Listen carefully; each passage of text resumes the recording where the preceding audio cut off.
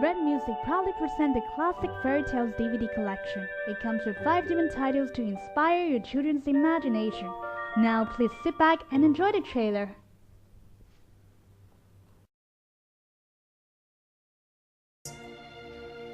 Near to the king's castle was a big, dark forest, and under an old lime tree in the forest was a pond. One day, the princess's golden ball did not fall into the little hand which she was holding up for it, but onto the ground beyond, and rolled straight into the water. She began to cry, and she cried louder and louder. Suddenly, a voice said, "Why are you crying, princess?" She looked around to the side from where the voice came and saw a frog stretching its big, ugly head from the water. "Hello, old frog," she said. "I am crying for my golden ball, which has fallen into the pond." "Be quiet and do not cry," answered the frog. "Oh yes," she said. "I promise you all you wish, if you will just bring me my ball back." Because you promised the frog to be his friend, you have to do it. Go and let him in. He was very angry and took him up and threw him as hard as she could against the wall. And when he fell down, he was no frog, but a prince with kind and beautiful eyes. Then he told her how he had been turned into a frog by a wicked witch.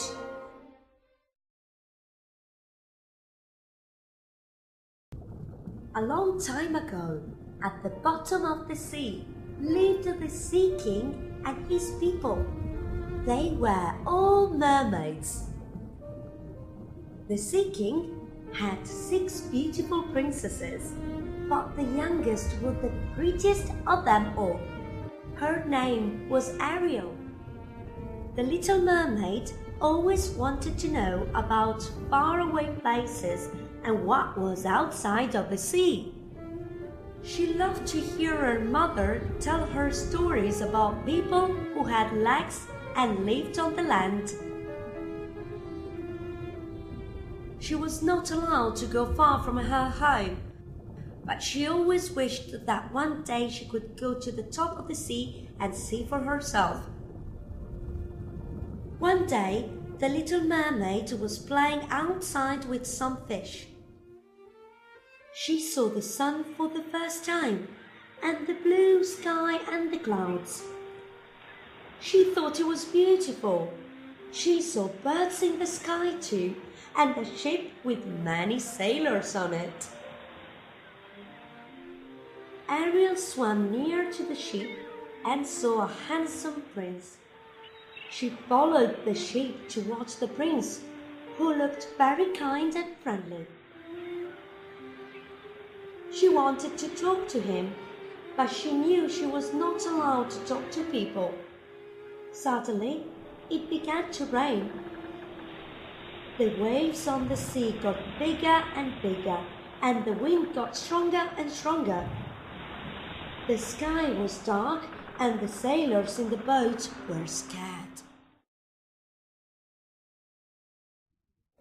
It was very cold and almost night time on the last evening of the old year, and the snow was falling fast. In the cold and the darkness, a poor little girl with no warm clothes or even shoes walked through the street. She had on a pair of slippers when she left her home, but they were not very good. They were too big. They were her mother's slippers. Then she saw a star fall, leaving behind it a bright streak of fire. "Someone is dying," thought the little girl, for her old grandmother, the only one who had ever loved her and who was now dead, had told her that when a star falls, a soul was going up to God. She again rubbed another match on the wall, and the light shone around her.